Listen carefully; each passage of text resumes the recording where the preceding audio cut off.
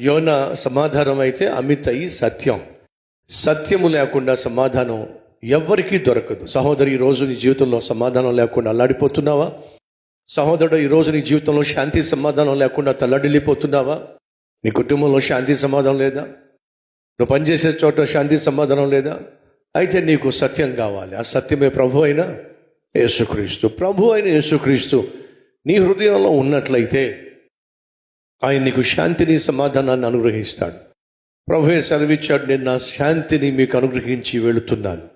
లోకం ఇచ్చే తాత్కాలికమైన శాంతి కాదు, నేను మీకు శాశ్వతమైనటువంటి శాంతిని, సమాధానాన్ని అనుగ్రహిస్తున్నాను అని దేవుడు సెలవిచ్చాడు. మీకు శాంతి కోసం, సమాధానం కోసం, ప్రశాంతమైన జీవితం కోసం ఎక్కడ దొరుకుతుంది ప్రశాంతత? ఎక్కడ దొరుకుతుంది సమాధానం?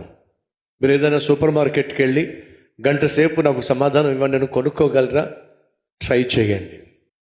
గంట సేపు నాకు శాంతి కావాలి, సంతోషం కావాలి అని చెప్పి మీరు ఎక్కడైనా కొనుక్కోగలరా? ఛాన్సే లేదు.